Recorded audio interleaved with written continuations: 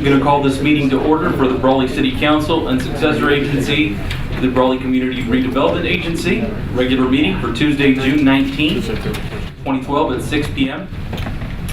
We can have roll call, please. Councilmember Campbell. Here. Couchman. Here. Kelly. Here. Miranda. Present. Nava. Here. Thank you. I'd like to welcome Janet Smith back. Thank you very much for helping us.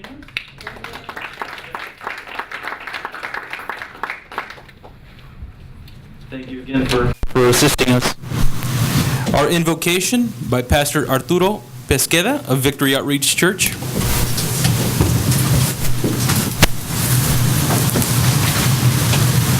Could we bow our heads, please? Father, in the name of Jesus, God, we come before you, God, right now, Lord. And I pray, my God, right now for the city council, God. You said in the multitude of counselors, there's wisdom, God. And I believe that tonight, oh God, every agenda they got tonight, God, that you will be in the midst, God. They will make good decisions tonight, oh God, Jesus. That's why they're coming together, God, to make those decisions for our city, God. And I pray, God, that they will get understanding from each other, God, that we need order in the city, God. And that's why you bring them together to have order here in this city of Brawley, God, and throughout the Imperial Valley, God. And I know that you're the one that's going to take control right now, Lord. And we pray that you will bless your people, God, that you will speak to each one of us, oh God. My God, as they make good decisions for this city, God. We thank you, Lord. We give you honor. We give you the glory. In the name of Jesus. Amen. Thank you, Pastor. Our Pledge of Allegiance by Mayor Pro Tem Couchman. Okay, ready? Begin. I pledge allegiance to the flag of the United States of America and to the republic for which it stands, one nation, under God, indivisible, with liberty and justice for all. Thank you, Councilmember Couchman, and thank you, Pastor. Next item on the agenda is the approval of the agenda. I would like to add an item to the agenda under potential litigation, a second item there. And the reason for that is there's a need for discussion of the potential litigation, and it was after the agenda posting date. So is there a motion to, well, I'll make a motion to approve the agenda with that added item. I second that motion. Motion and a second. Any discussion? All those in favor? Aye. Any opposed? Motion carries. Thank you. The next item on the agenda is public appearances comments not to exceed 4 minutes. This is the time for the public to address the council on any item not appearing on the agenda that is within the subject matter jurisdiction of the city council. The mayor will recognize you, and when you come to the microphone, please state your name for the record. You are not allowed to make personal attacks on individuals or make comments which are slanderous or which may invade an individual's personal privacy. Please direct your questions and comments to the city council. If there's anybody here who would like to come up before council, Mr. Garcia, if you could please join us on this microphone here. Rusty Garcia, 417 West Allen. I'd like to thank, first of all, the Parks and Recreation Department, Director Karen Morgan, she was back here, and her crew, and also thank Ms. Rosanna Moore and of course you, the council, for the dedication of the plaque. I know it's been a couple months ago, but there's been stuff that's been going on, but I just wanted to publicly say thank you to each and every one of you for the dedication of and the beautiful plaque that's there in honor of my son. Second thing, not wanting to forget that back in maybe a year and a half ago, we had I think we had the council's blessing as far as having the plaque right outside the doorway, as far as with our safety officers, our firefighters, a plaque, and as well as police officers. And I had that information with Chief Gilmore, back before Nancy left, And I just spoke with Chief Peraz as far as getting that information so we can put it on the plaque. So that it was on a deep back burner, but I should get that hopefully in the next couple of weeks, if that's okay with you, and bring it up before the city council and present it. Okay? Mr. Garcia, thank you very much. Questions? Thank you. Rusty, thank you. It was a pleasure to be there, sir, for that. Thank you. Is there anyone else who would like to make a public appearance or comment? How are you? Kevin Hutchinson. I'm at 649 Willard Avenue, and I've been a citizen of Brawley since 1971, and I just recently applied to be on the Planning Commission, so I thought I'd come by tonight and introduce myself. And I put my application in already. Like I said, I've been here since '71. I've raised a family here, and I just would like you to consider my application. And I'm not really sure of the process. I know that some people have encouraged me to apply, and just want to come by and get to know folks. So, any questions? Or Mr. Hutchinson, what do you do for a living, Mr. Hutchinson? I'm an environmental specialist for the Imperial Irrigation District, and I've been in that position since '04. So, I have a little bit of experience with planning and environmental documents and stuff like that. So, we write environmental documents in our office, and other things like that. So, I understand that's a pretty good company, huh? I don't know. I don't know. See? You've been there longer than I have. Mr. Mayor? Yes. Just an item of note, we are scheduled to place that item on an agenda in July, and there are a number of vacancies that will be considered by the council at that time. Mr. Hutchinson, thank you very much for coming Thank you very up. much, sir. Thank you. Mr. Hutchinson, by chance, did you live on River Drive at one point or near River Drive? No, that's my brother. That's your brother. No, wait a minute. I lived on the corner of El Cerrito. El Cerrito and River, yeah. Yeah, I No, my remember. brother lived a couple blocks over. I lived yeah. right across the street from you. Did you? There you go. Yeah, I remember. Yeah, we were El I Cerrito. haven't seen you since then, probably. Our but address was El Cerrito. That's right, it's El but it was Cerrito. River, yeah, Right. on the corner. Thank you for coming up here. He was that bad kid running around. Yeah, I was the good kid running around. Yeah, there you go. Thank you. Oh, Kevin.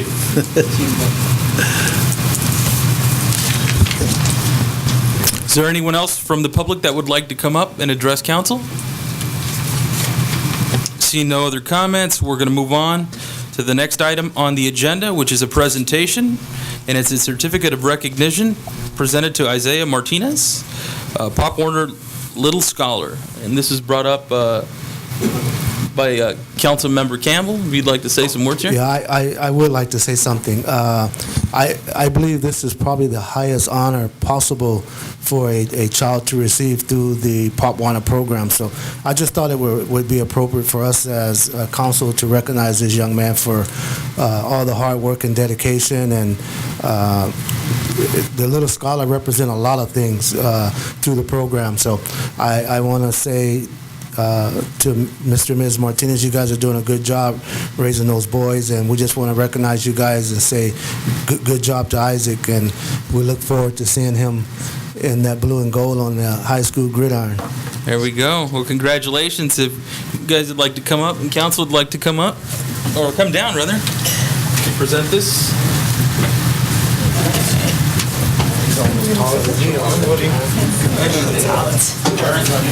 Little man. Congratulations. There you go, sir. Yeah, the parents. Where are the parents? You're shy. Don't be shy.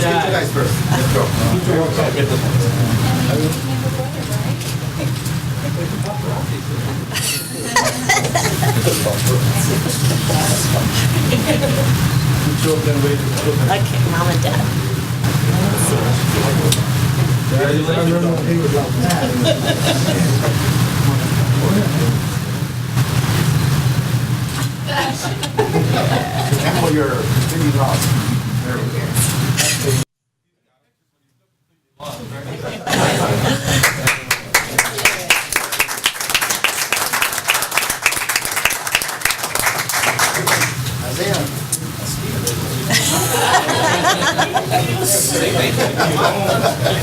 Man, a few words. It's good. Congratulations. Oh, yeah. We took a picture with They went to Orlando to get the award. to get the award. There you go. Well, congratulations to them. Next item on the agenda is departmental reports. Update on summer hours and summer reading program at the Brawley Public Library. Marja Mel, our library director. Mr. Mayor, honorable council, and a whole bunch of other honorable people who are here. Thank you for the opportunity to let me brag about the library. Last week, we started our summer hours, which are not changed very much, but Tuesday, Wednesday, and Thursday, instead of being open from 11 to 8, we're open 10 to 7. And we've had, actually, the few days we've done that, we've had many compliments at being open early enough that people can actually walk to the library and walk home before they fall over from heat problems. And then Fridays and Saturdays, we're still open 9 to 5. And last Thursday night at the branch, we started our summer reading program. We had over, even though it was the same night as graduation, we had over 30 children come for story time. And we had about 40 kids between Thursday and Monday night at the branch sign up for the summer reading program. And at the main library on Friday at 10, we had about 55 kids for a summer reading program. And a total with both libraries in like less than 20 hours, we've had over 120 children sign up for summer reading. Wow. So the kids in Brawley are having a good time. They're continuing their reading through the summer, and the library staff is having a really good time with all the kids and parents. And actually, this is one of one of staff's favorite times of year is to work with all the kids. So we're having a great time. So thank you for the opportunity to let me brag about them. Marja, thank you. Any questions from council? You're always excited. I love your enthusiasm. Yeah. I am. Thank you, Marja. I'm welcome.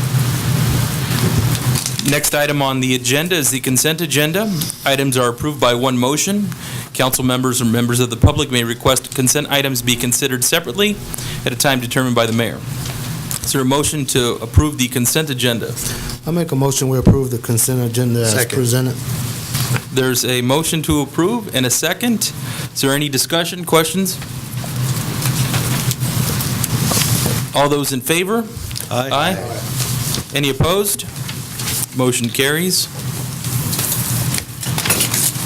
Next item on the agenda is regular business, discussion action, approving resolution number 2012, resolution of the City Council of the City of Brawley, California, approving the expansion of the Imperial Valley Enterprise Zone boundaries, synthetic Genomics, okay, Incorporated. And who's presenting on that item? I'm actually co-presenting with Diane Cason, our Enterprise Zone Manager. The JPA did have an opportunity to review this very subject earlier this month, and Mayor Pro Tem Couchman is a voting member of that entity, along with myself. The unanimous decision of the body was to move forward with a change to the Enterprise Zone boundary. We did put some effort into describing the nature of the business, and with that, I will hand off to Diane to give us a quick preview of the business that intends to locate in our county. Yes, thank you very much, Rosanna. The business is, as you heard, is called Synthetic Genomics, Inc., or SGI, which is a lot easier to say. They're dedicated to developing and commercializing genomic-driven solutions to energy and environmental challenges. The Calipatria campus that we're considering today is a fully operational research center with a laboratory, an office, warehouse, and then it has a diverse assortment of algae ponds that it range from 25 feet all the way up to 1 acre. And they do have infrastructure. They have electricity, water, CO2 distributions, and then they have buildings that house specialized engineering equipment. It is a 43.14 acre expansion request. They have indicated that they would be hiring at least 10 people within the third quarter of this year and another 10 in the fourth quarter, and a possibility over 50 employees over a several-year period. So they would be taking advantage of the hiring tax credit, and they do want to hire locally as much as they can. So that would be a big help to the valley. And they would also be using the sales and use tax credit for the equipment that they plan on purchasing to get the plant going. And so they did say that with being in the enterprise zone, it will allow them to be more aggressive with their expansion and growing their business, and also would be additional incentive for them to hire and train local employees. So with that, if there's any questions, I'll be glad to answer them for you. I believe I did provide a map with your packet so you can see. It's pretty close to the Hudson Ranch site, the energy source site that, well, you know, some of you were there for their opening, so it's really close to that. So, any questions? Are there any questions? Dan, I would like to say I appreciate the work that you do. Thank you. For the city of Brawley through the enterprise zone, and as always, we look to partner up with businesses whenever we have that opportunity. So thank you. Yeah, and this would be an expansion in the unincorporated area of the county, and the county board of supervisors did approve it this morning too. So. Okay. Are there any questions? Any comments? Is there any action approving? I make a motion we approve. Second. There's a motion to approve. There's a second. Any discussion? Call for the vote. All those in favor? Aye. Aye. Any opposed? Motion carries. Thank you. Thank you. Thank you, Dan. Next item on the agenda is regular business. Item B, discussion and potential action regarding process for addressing Brawley City Council vacancy. Would you like to take the lead on this? Sure. This item was added at the request of Mayor Nava, and what the staff report aims to present is a number of options available to the council to address the vacancy. While the first option of special election is one of the options before you, it's the only one that's very specifically defined in terms of the timeline and requirements of the council. Items 2 and 3, a mayor's appointment or a subcommittee format, are intended to just give you some ideas for takeoff of discussion today. And as you may recall, you did have an initial discussion of this very subject a couple of months ago. The reason I requested it be put on the agenda, I had several phone calls from interested residents that were inquiring about filling the vacancy, and they inquired whether it would be at an election or it was going to be an appointment by council or what that decision would be. I know we haven't really defined what we're going to do exactly. We were waiting to see the results. Councilmember Kelly has several years left on his term. My decision, I would say an election, including in an election, would probably be appropriate since the term is very long. But, of course, it's going to be the council's decision, whatever we all choose. I think the only thing is, if it goes to an election, it's time sensitive, right? And so we need to make sure that we get it done prior to July 15th. Right. So in order for the council to take action for calling a special election, there actually has to be a vacancy available. The vacancy is triggered by either a resignation of a seated council member or swearing in or swearing in. Those are our two options. So it's only if, since we're right up on the deadline for July, the only way to go the route of a special election is if there is a resignation prior to the termination. So the other options are subcommittee or an appointment. Are there any ideas from council?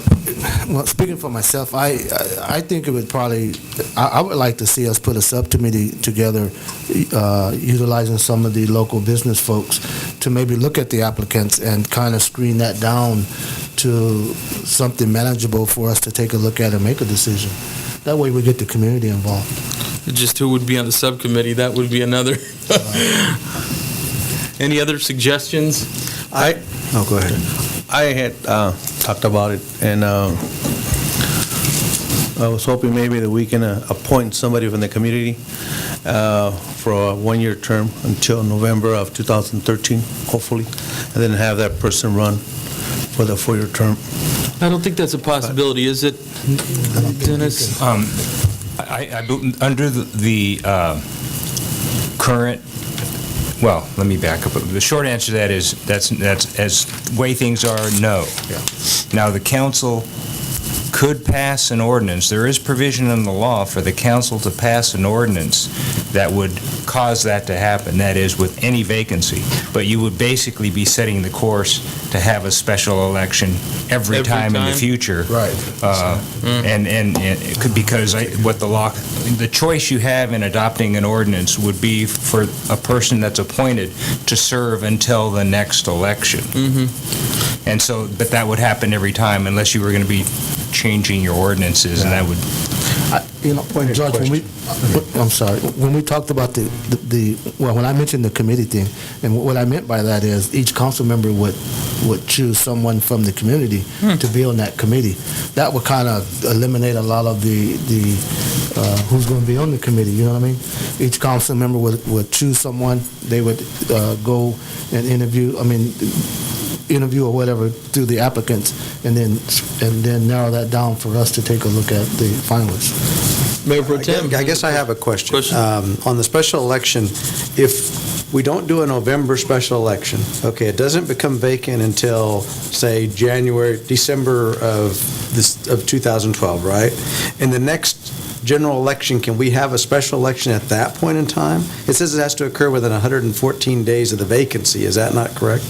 Well, when you call, if you were to take an action to call for an election, that act has to occur at least 114 days before the next regularly scheduled election.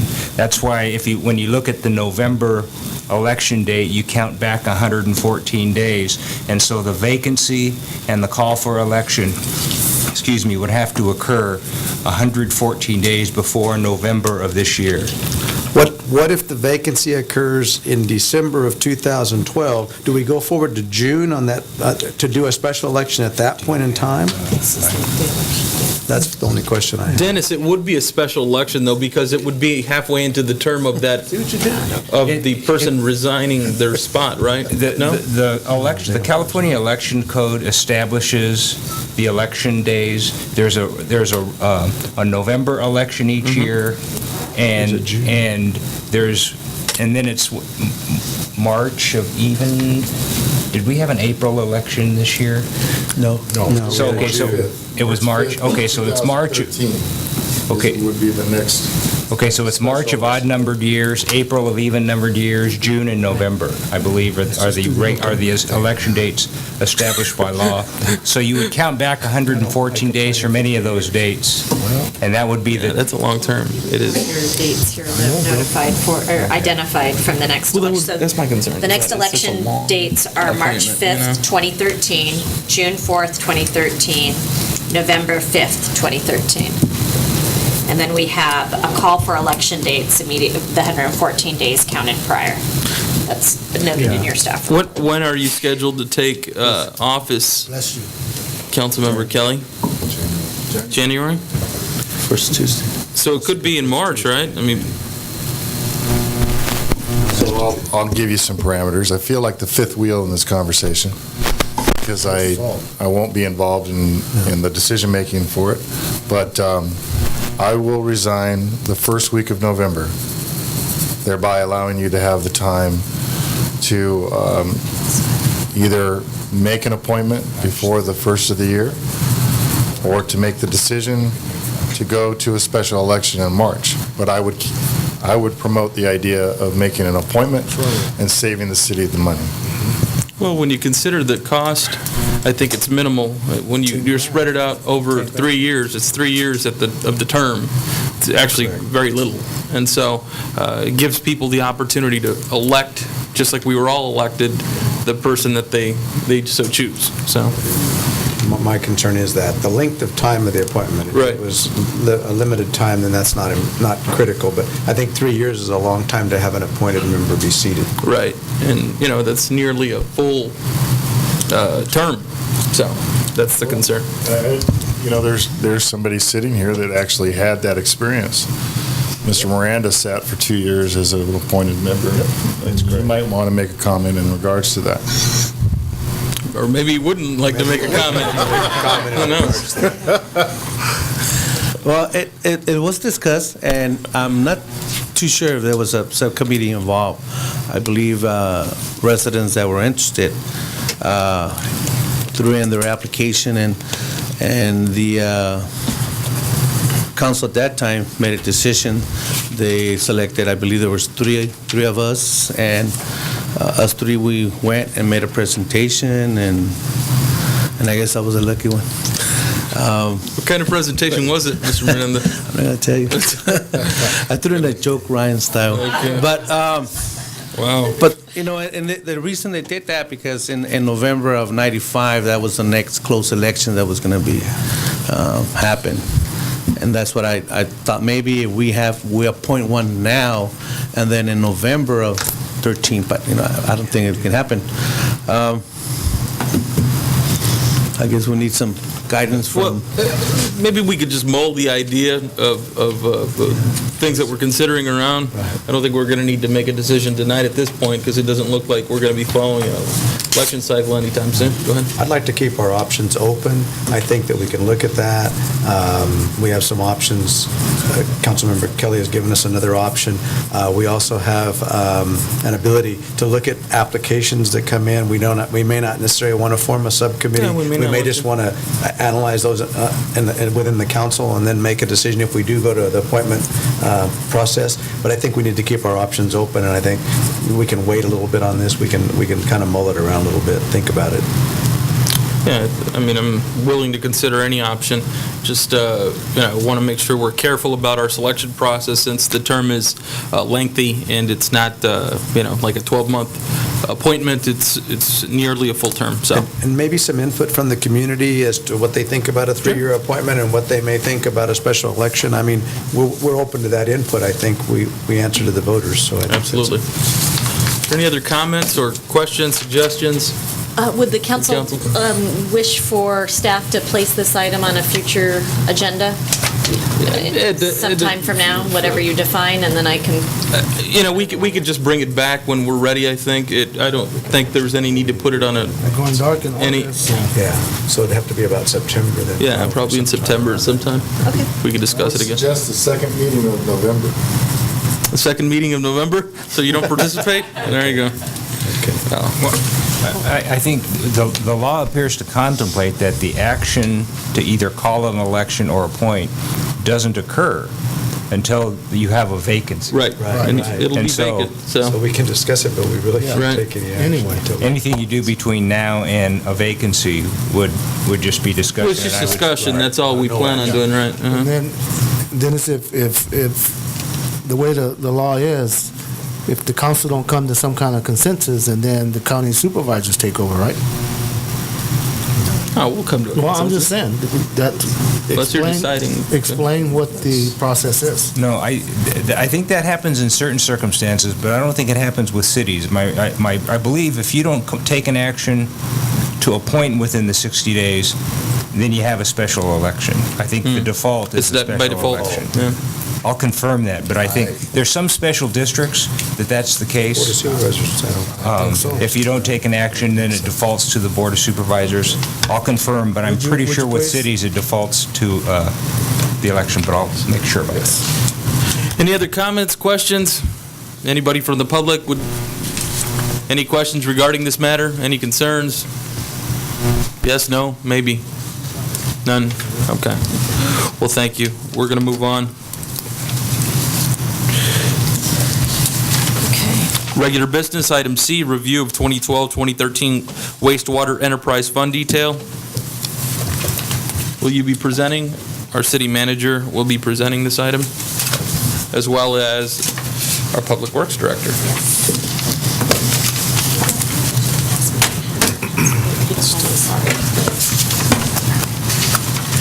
Good evening.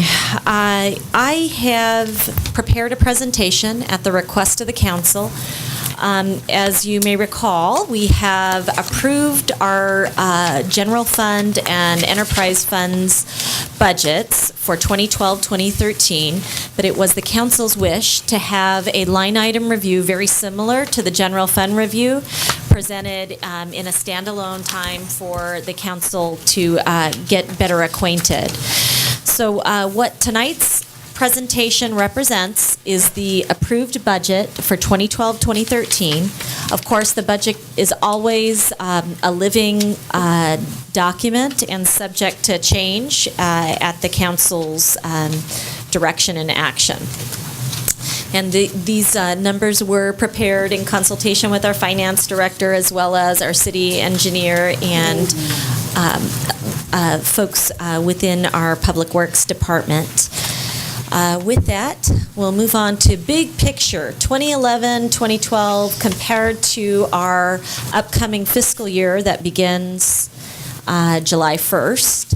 We are anticipating approximately a $900,000 increase in our revenue stream, and our wastewater debt service remains a constant. And you should have in front of you not only the worksheets that were part of the approved budget, but also a set of slides. So your worksheets that are simply the excerpt that's approved are in this packet. The slides that I'm going to go through today, along with my notes, are included in this document here. Okay. So our wastewater enterprise fund is separated into two general categories. We have collection and we have treatment. And my intention today is to run through each grouping where there are increases. And you should see them exactly mirror what are in your worksheets that are provided in greatest detail. So overall, in the collection category, we have a decrease of permanent salaries that's relatively minor, and an increase in the number of temporary salaries as well as overtime salaries. We are currently utilizing a temporary full-time floating $10 an hour employee, and that temporary salary is accounted for in the $0 to $15,000 increase. For overtime, we are identifying a pot of resources that are available for call-outs at night. The types of breaks that we experience during our colder months, it's to address those types of issues that we encounter throughout the calendar year. So overall, in the category of wastewater collection expenditures, we have an increase of approximately $31,000. If I am going too slow on this, I'm happy to speed it up, but okay. So in the category of supplies and materials, you will see an overall increase of approximately $33,500, and our most significant increases, I'll focus on those first. Electrical supplies, this is for our 3 lift stations throughout the city. Uniforms, it's intended to share the cost of uniforms because the way we have handled it past year was to have it entirely absorbed by the treatment category, not collection. So it's sharing that burden with collection. Other operating supplies, we've got a software purchase to include what's happening in our lift stations and incorporating what's occurring into our SCADA system that's in effect at our wastewater treatment plant. Small tools and minor equipment. These are portable pumps for wastewater only, motors and pumps for lift stations when they fail. So overall, approximately $34,000. On to wastewater collection. These are much larger numbers overall. We've got approximately $188,000 in increases. Large number under professional services. These include a carryover from this current fiscal year of work that has yet to be completed, and it's our master plan of sewer that we've engaged SOMAS Consulting to complete. We are anticipating some cost overruns in that arena. It'll come to you, but we are attempting to budget it in this line item. You'll also see under repair and maintenance service a decrease in the value, and the reason the number was so large in the fiscal year that we're just about ending was because the prior year had a lot of breaks. So we increased that number to $151,000 for this current year, but didn't actually experience that large an amount of need to outsource repair work. So we've brought it back down to $75,000. That's the decrease. Repair and maintenance services for the city shop, these are purely a function of the number of vehicles and equipment assigned to wastewater specifically. So that number of units, we've got a formula that we use based on the number of units, and a more accurate capture is $75,000. Insurance, for some reason in the last fiscal year, we did not assign a portion to be carried by wastewater collection. It's a distribution among funds. So that's the insurance portion. Communications, relatively small figure, and travel is to better distribute the training expense among accounts. Okay. On to allocations. We did have a presentation made by our finance director to this body regarding our allocation formulas. In the prior fiscal year, the year that we're currently working in for a few more days, there was not an adjustment to actual values. So what we're attempting to do in this budget is accurately capture the admin cost allocation, because previous administration's direction with council support was to keep those numbers constant in the previous year, not do any upward adjustments. So this is intended to capture real value, although it's a significant number. It's $307,000 overall. Okay, so we are leaving collection. We're going to treatment. Under the category of wastewater treatment, a significant increase is in the area of permanent salaries. We did take some time to discuss some of these opportunities with you in our budget session, but would like to take a little bit more time to review that subject. And you're going to see in the next slide, I'm going to take you through a lot more detail. So if we can just hold constant the permanent salaries for one moment and move on to temp salaries, overtime, and auto other allowance. Temp salaries, we do have a temporary full-time employee working at $14 an hour at our wastewater treatment plant. This has been a backfill staffing for vacancies that we have over there. So we've included an increase to the budgeted amount from $6,000 to $15,000. We have an overtime adjustment that's intended to allow for additional monitoring with all the new technology that's out there. We've got a lot more staff focus when things go awry. We need to have folks available and the resources available to take care of that additional work. And the auto and other allowance is intended not for auto. They're both combined, the phone and auto. It's to actually reflect people who have cell phone stipends that they receive. So these are real, it's again an adjustment to real values for city staff. Okay, so on to the next one. Then this is the detail on proposed changes to personnel. The council has been briefed on some difficulties that we've encountered with recruitment of a wastewater treatment plant operator 3.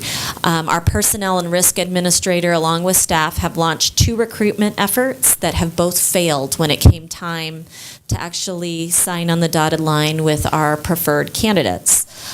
We have come to the conclusion that our compensation structure for this particular job requires additional consideration. So the wastewater treatment plant operator 3, which was budgeted in the last year that we're currently in and have a few more days for, it was not filled in our current fiscal year. We're hoping to be successful filling it in the next fiscal year, but we think we can only be successful if we change the range and the responsibilities associated. So we get a unrepresented assistant chief operator that is a change in range from range 23 to range 26, and it's at a total annual cost of just under $15,000. Now, the problem with making this adjustment is that we then have creep on the chief operator compensation. So what we're proposing as part of the budget is that the chief operator experience a range change that's valued at a total of $7,000 a year. So those two positions, assistant chief operator, which is a redefining of the wastewater treatment plant operator 3, and the chief operator are both current budgeted positions, but with range changes, so a total of about $22,000. A brand new position that's proposed is the lab analyst. And I know there were some concerns expressed by council on this subject. I have attempted, with staff's help, to formulate a number of pros and cons to doing this. It is estimated that in 2 years' time, we could recover the cost of equipment and outside testing expenses. We have gone through a pretty detailed process of evaluating, if we were to bring on our own lab staffing, what portion of the testing that we're already obligated to do at the water and wastewater treatment plant, which portion of that testing could be adequately performed by an in-house lab analyst. We are estimating approximately $110,000 a year of regular expense could be potentially saved by bringing this person in-house. So some of the pros are that we could eliminate a significant portion of our ongoing expenses for outsourced lab expenses. Our lab data, currently we have a lag time between when the samples are taken and when we actually get the results. This would allow us to capture data a lot faster, which is a lot more valuable to us in our operations staff. The staff that we do have outside of the lab analysts would be freed up to devote their time to the plant's operation and maintenance, as opposed to playing additional roles that are to support an outside service. We would have the opportunity to certify our facility, and we would have a greater and more enhanced chance to monitor data and make adjustments as needed. Some of the cons, and I want to be sure and honor the comments that were raised in previous discussions, are that we do have to invest in some equipment, which is estimated at approximately $50,000. We will have additional certifications that are required in the future to keep the lab active and properly situated. And this is, a different set of activities than we've historically done. So it's a departure from what has been our historic norm. I would like to note that both the cities of El Centro and Calexico have both brought on lab analysts. We have had an opportunity to confirm that's the case, and it has been working for them quite well. The intention with this position, as all new positions come to the council prior to advertising, is that if the council's concern is continuing obligations on the pension front, that there may be some ways to structure this specific job to make it more temporary in nature or term limited. So the council wouldn't have to make a decision on that today. It'd be an item that comes to you. I have a question regarding lab analysts, and now that we would be a laboratory, who would be responsible for inspecting us? There's probably multiple agencies. Can you? I'm going to defer to our city engineer. We have state oversight that would be required. Yasmin, if you could present on this side, please, because of the filming. Oh, sorry.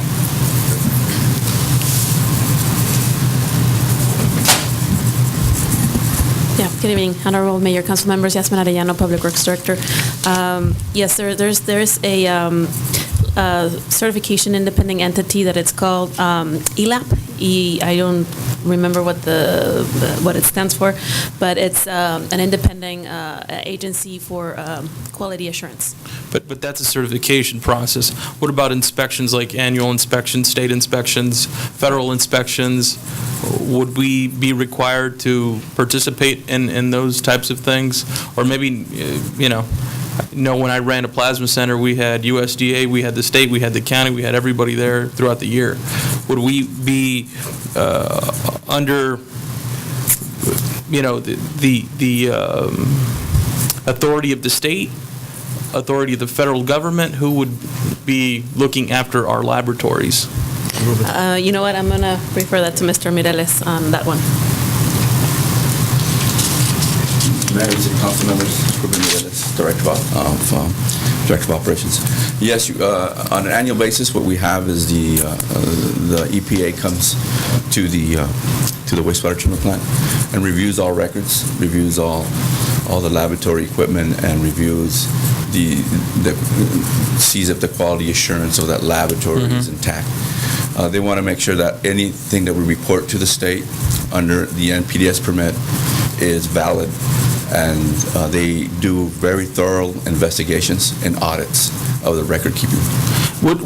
I guess my concern is this: the lab analyst is one position. Would it require other positions like the quality assurance, the quality control? No, the lab analyst that would be his or her responsibility. They're reviewing their own work there? Yeah, no, what we also have is, we have an entity that he or she would have to apply for each lab requirement or test that they have to certify. This entity, which is ELAP, I don't have the correct, the whole name for it.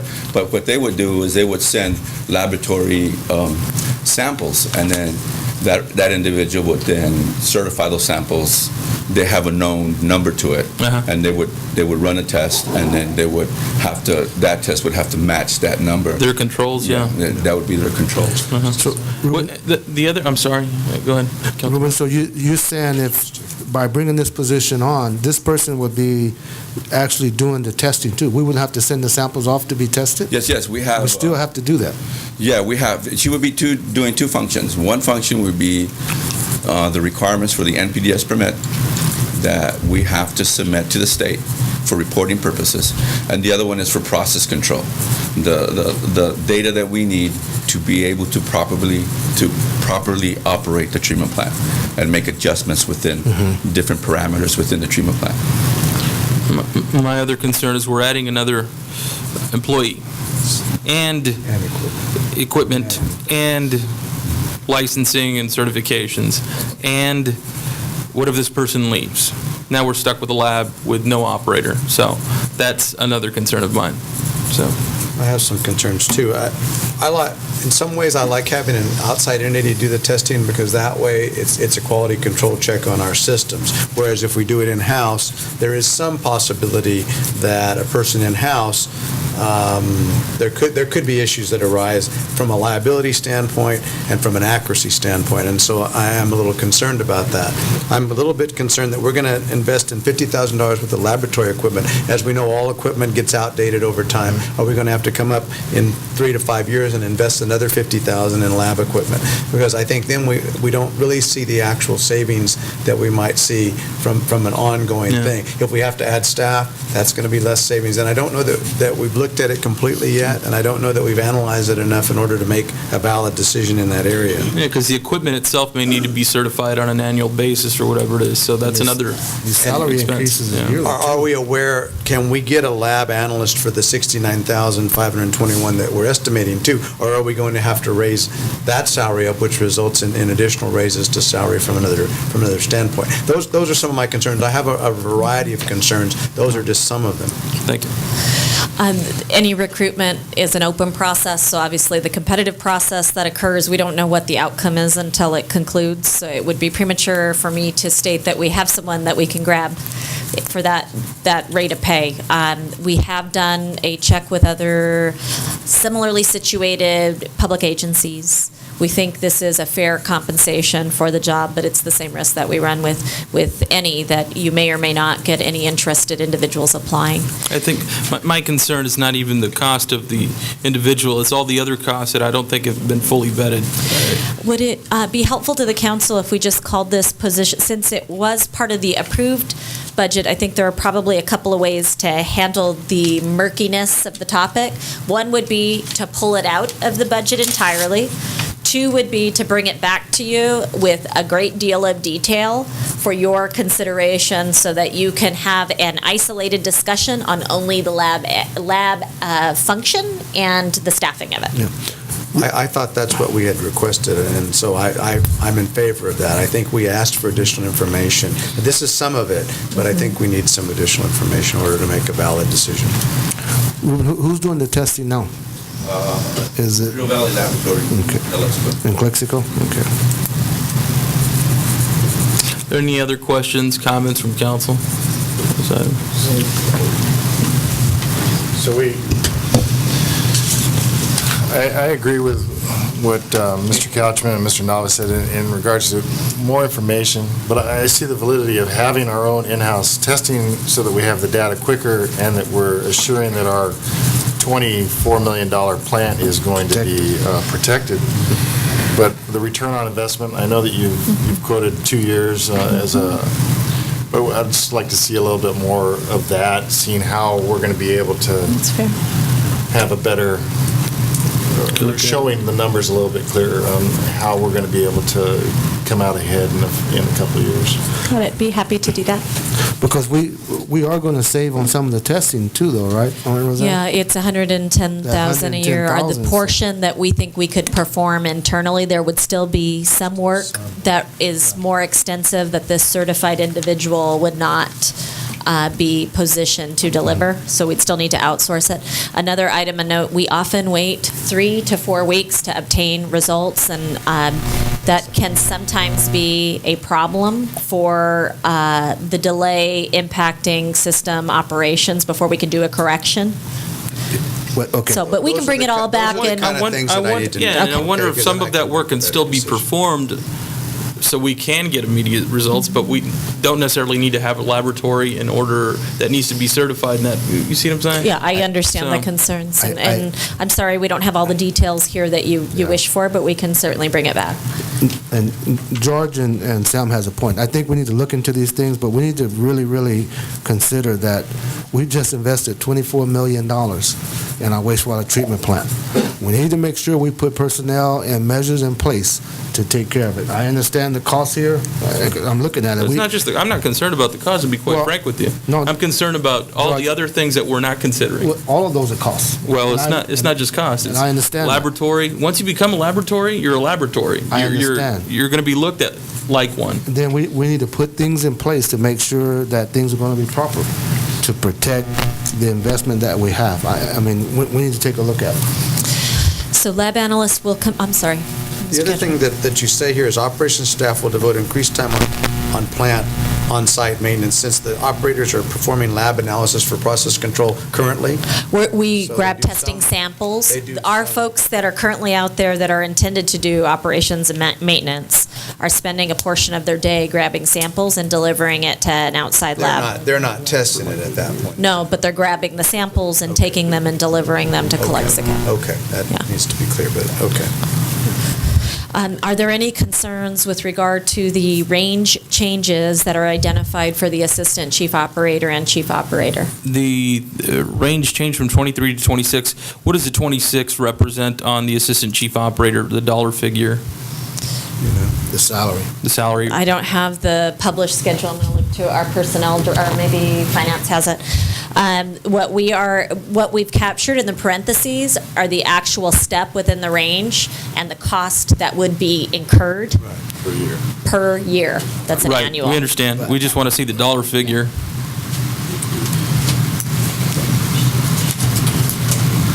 While Ruby was looking at it, on the lab analyst, on the 69,000, does that include the benefits? And it does? Fully loaded.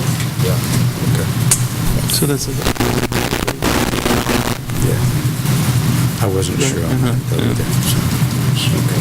Which is right, yeah. Well, they want to know what it was, right? The wastewater treatment plant 3, right?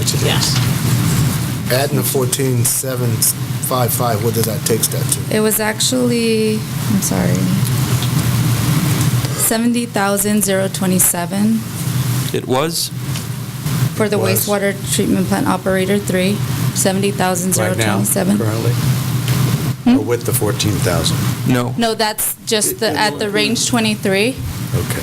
And when you're looking at for the assistant chief operator, 84,782. And that's just salary? That's fully burdened burdened? rate. That's all benefits. Fully burdened, okay.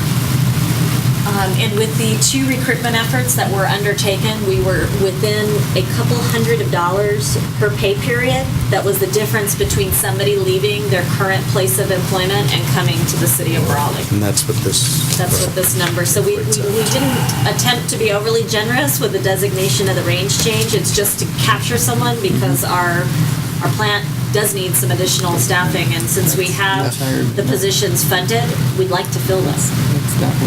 That's okay. He's off the first position. That one is for this one.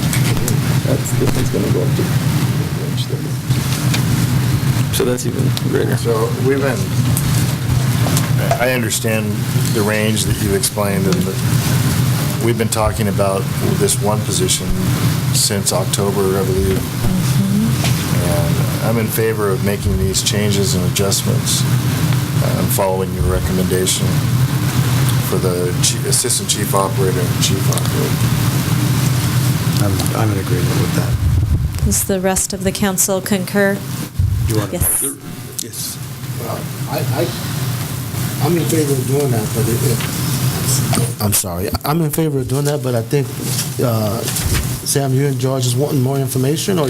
No, just on the... Just on the lab analyst. Okay, just so we get that clear. I don't want to approve the lab analyst at this point in time. I think we need more information. Just so that's clear. I think as far as the other things go, I'm in agreement that we need to go up. So we can start in terms of hiring salary. All those in agreement for the assistant chief operator change from 23 to 26 range, and chief operator change 26 to 30. I make a motion, we approve those changes. Second. There's a motion, second. All those in favor?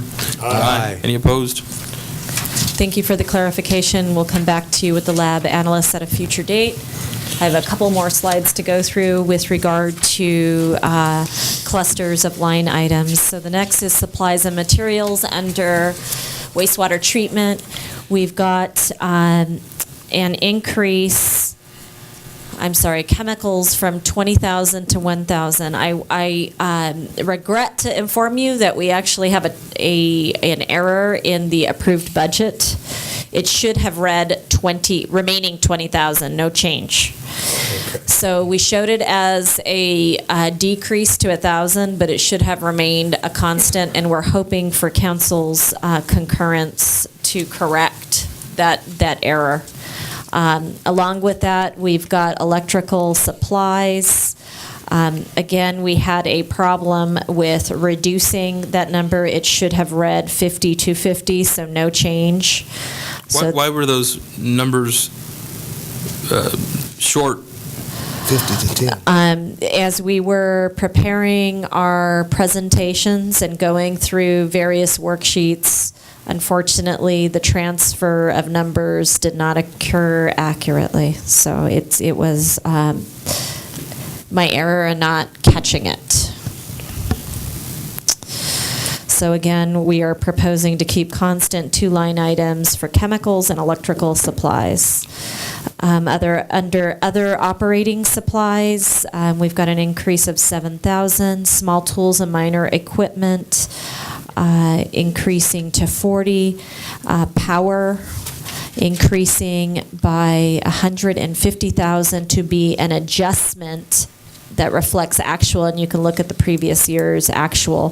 What we did in all of our budget preparation is when we noticed we were very far off performing to estimates, I forced an adjustment that required real values. So when our actual was far off of estimated, you see the increase. You know, Ms. Moore, Yes. so the adjustment for wastewater treatment and electricity, meaning that it wasn't being billed correctly for its usage? Wasn't being budgeted. It wasn't being budgeted to actual usage.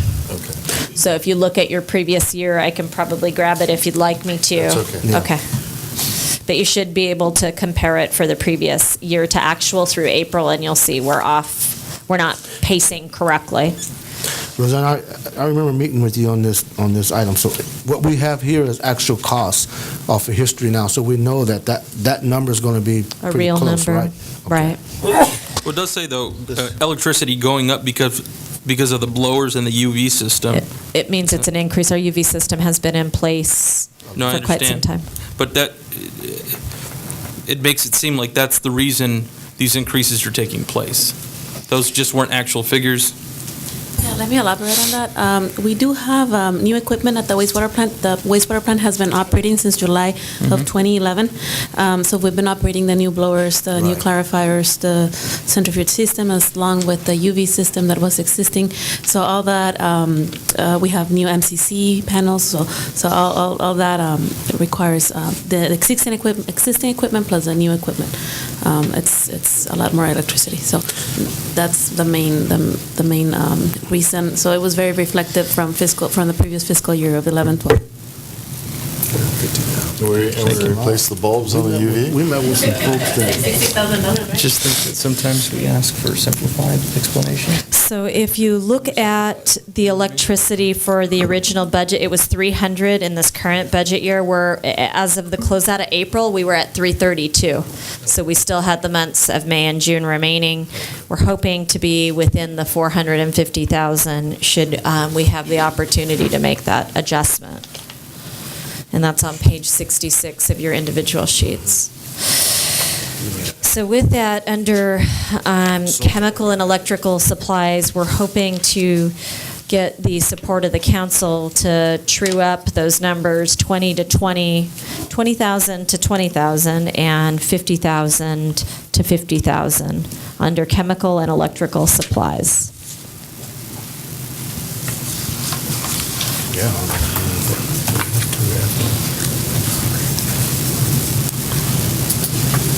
Yeah, we need to do that. I mean, You don't have motion. Okay. I make a motion that we stay with the recommendation of the city manager, stay with the chemical, the electrical supplies at 50, and then the chemicals at 20. Second. There's a motion and a second. Any discussion? All those in favor? Aye. Any opposed? Motion carries. Okay, last couple slides here. Under services, we have 0 to 100,000 for all of you who have toured the wastewater treatment plant. Staff has made special note of the need for a new bar screen and some electrical work that's associated with the site that was not included in this recent modernization effort. So included under professional services are the design for that work, as well as the structural design needed for shading the new equipment that's out there and exposed to the elements. And we also have a number of items that we are anticipating at this point from the regional board that'll be carryover from the current fiscal year, but we're not expecting to hit until after July 1st. Under repair and maintenance services, you'll see an increase of $40,000 for repair and maintenance, and these are for the existing bar screen that is currently inadequate, UV system, and any unanticipated repairs. It would be treated as an emergency fund. Postage and training were adjusted for actual values, so we had a downward adjustment. And training, as you know, was a portion of it was carried into the wastewater collection portion of the budget. Taxes, fees, and penalties are increasing by approximately $170,000. And again, these are pending violations from 2010-11 that we are anticipating will actually be due and payable in the upcoming fiscal year. The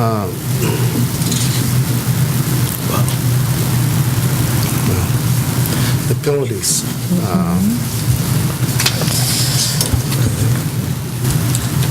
Can we talk about that a little bit? Sure. So we're looking at fiscal year 2010-11, and these are Regional Water Quality Control Board penalties that we've been informed of, but we have not had the actual fee payment imposed. Describe this. Right, the penalties have not been assessed. We don't have a total yet. We've been meeting on separate occasions with the regional board. And actually, we have a meeting tomorrow with them also. And but they've indicated that during this fiscal year, within months, we should be receiving their letter quantifying the number of penalties and totaling the number of penalties. As you remember, some years ago, we were placed on the cease and desist order, so all this got deferred, and we were never assessed those penalties that we failed test. Mostly were ammonia violations of about 2 years ago. Right. Didn't we fine certain businesses for those actions? Yes, fines were assessed. However, the regional board has not imposed those penalties yet. The fines were assessed by the city, but the water... We collected. But we knew more or less in an average what the penalty was going to be based on some prior penalties, right? On that certain business that we're talking about? It's different. The assessment is per our pretreatment ordinance of the penalties. We have a $5,000 violation assessment, and then in addition to that, we have an itemized violation depending on the type of either TS, total suspended solids, or ammonia, or depending on the element that they violated per our existing pretreatment ordinance. As you know, we are developing right now our pretreatment program. Once our pretreatment program is finalized, and hopefully in 2 to 3 months, we will be submitting for approval to the regional board. Based on that pretreatment program, they will establish new local limits, and our pretreatment ordinance will have to be amended then. And, well, okay, we're going to get fined by the water board. The city gets fined because of violations. As a business, we fine the business that contributes to that issue. Correct. Okay, do we recoup our cost by that fine, or do we need to take another look at that ordinance and see if we need to raise those amounts considerably or not? We should. At this point, I don't know what the regional board is going to assess. So we don't know, but we need to do, when they do, though, we need to do a comparison of what we're receiving, or what we're fining versus what they're fining us, and then we need to be able to recoup those costs. So what that means is that we need to change that ordinance to reflect whatever the cost of the fines that we receive should be passed on to whoever's contributing to the problem. Correct. In whatever way. I mean, you have to analyze how much of a contributing problem that they would be, and then go from there. I can bring some light on this. I think we've already assessed them twice as much as what we're going to be fined. Right, and that's a good thing. Well, in the past, no, not quite. In the past, 500,000. In the past, penalties that were assessed by the regional board to the city were in the amount of $3,000 per violation. And our current penalties to different businesses per our pretreatment ordinance is $5,000 per violation. So that's the difference. At this point, staff has no idea what the regional board is going to assess. But what I'm saying is we need to analyze that. If we need more, we need to get more. If we don't need as much, then we need to look at that and see what our analyzation is of that whole overall thing. However, anytime we get a penalty, it creates a lot of issues for us, and it also affects our treatment plants. So whatever we're charging them, if it's not enough, we need to charge enough. And if it is enough, or if we're charging them over that, I'm not sure that we need to analyze that any further than it probably covers some of our costs related to that, because we do have additional costs that are incurred. So I don't see that as a bad thing. So we need to just stay on top of that, because that's going to be vitally important for us, I think, in the future here. Sure. Thank you. One item of particular note of maybe some interest to you is that in the the next fiscal year that we are encountering, the funds, I have directed staff, any penalties collected are to go back to the wastewater enterprise fund. They will not be a backfill into any other fund in the city. So by creating that standalone, we have a pot of dollars that can be an offset to any penalties that the city faces in the future. But we'll be sure to keep a close eye on this particular subject moving forward. Okay, last slide second to last slide are the allocations. And again, the allocations are intended to true up the actual values that staff was directed to hold constant in the last fiscal year. So one is a downward adjustment and one is an upward adjustment that's reflected in an overall increase of $6,200. Okay, the last item are what we're calling capital projects. They really are, they illustrate large line items that are anticipated in the upcoming fiscal year. I want to be sure that I share that staff came up with a much longer list than the $3 million proposed. The intention was to live within a budget of $3 million so that it matched with our revenues. Having said that, we now know as a result of the corrections that were needed that we made an approximate $60,000 adjustment to our supplies and materials. So I just want to be sure that I highlight that we are theoretically $60,000 short of our revenue horizon. So we have detailed for you all of the capital projects that are proposed within the $3 million value. You will see penalties included there, as well as the sewer master plan that was previously referenced. So it's intended to capture large line items along the way. We've got our Caltrans utility relocation that we're expecting to actually be responsible for delivering this coming fiscal year. We've got remaining items on the K Street drainage project that we're anticipating. We've got the sludge removal work remaining at the wastewater treatment plant. We've got the shades and covers of the new equipment out at the wastewater treatment facility. We've got some heavy equipment purchases that are, in staff's opinion, necessary to deliver the city's work. And I know they total large numbers, but these are items that have been delayed in the past for inability to budget. So what's included in the proposed budget that was approved, but back to you for consideration today, is the Bobcat, a dump truck, a backhoe, and the lab equipment referenced. And it's understood that the lab equipment is only a lever to be pulled in the event that the council wishes to go forward with the lab analyst. We've got the step screen referenced. So we talked about the design work under professional services, but the actual construction of that work is a significant dollar item. We also have some modernization of our lift stations that are struggling in the city. And we've got a manhole rehab program as well as an attachment for an existing sanitary sewer vacuum truck valued at $30,000. With that, does council have any questions about the projects that are proposed for the upcoming fiscal year? Any questions from council, comments on the proposed projects? These are estimates, so when we take them out, they'll all come to you as items to go out for bid for the purchases. So what the values actually end up being, hopefully are lesser than what's presented to you this evening.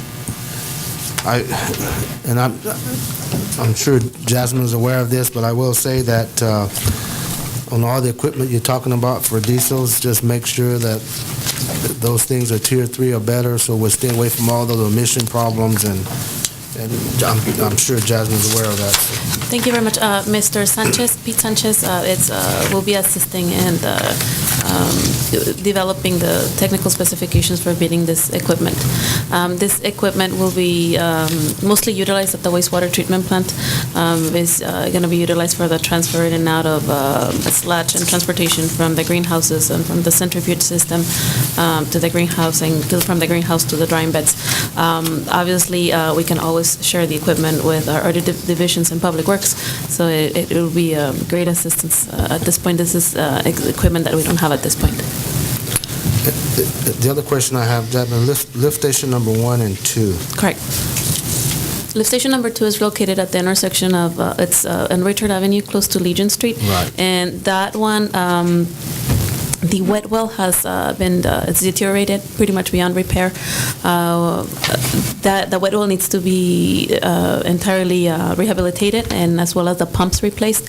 We also have a small generator for emergency for backup power for that lift station. We already have design documents ready, and they were prepared back in 2006. But unfortunately, the city didn't have the money to proceed with the construction. We just have to revamp the plans. Those bidding documents also include emergency power for lift station number 1, and the whole engineer's estimate is about $500,000. And that one's on Mainland? South 9th Street, south of Mainland, yes, sir. And that is our largest lift station, lift station number 1, yes. That's the one that takes it all the way to... Correct, and we rehabilitated that one, if as you remember, in the early 2000s. Yeah. Yes, that was the wet well and the pump station. Yeah, I know for some reason that one got put off because of funds, but so we're going to be able to take care of these 2 lift stations. Correct. Okay. Lift station number 3 is the only one that has emergency backup. Right. Power. Any other questions from council? Mr. Couchman, any questions, comments? Mr. Miranda? Yes, sir. Mr. Campbell? I'm good. I think we need to move forward. All right. So that concludes our presentation on the wastewater enterprise fund detail, and we'll be coming back to you with more information on the lab analyst, but all the other items are appreciated for the council's consideration. So. Thank you.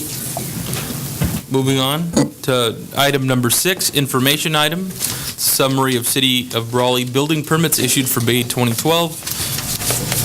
So we actually don't have a presentation on this item. This is an information report that has been prepared for the council's benefit to see the construction activity underway. An item of particular note that may be of interest is the former Cook's Market is slated for some a portion of the structure to be devoted to a new business, and that is noted on your list of projects as, let me just find it real quick. Oh goodness, I'm going to look over. Family Dollar store, a little bit past the halfway mark as an owner. Okay, yes. Valued at $100,000, the work is valued at $100,000. That's going to be good. Family Dollar Store. I'm looking through. Where's that at? Store remodel. Yeah. 95 West. Oh, right there. The date is May 22nd. Is that the date they're looking to open, Francisco? No. They're going to essentially Start the work. store into La Bonita Market will stay in one half, and Family Dollar Store will operate the other half. Are there any other questions from council? Council member reports. Council member Miranda. None to report this time.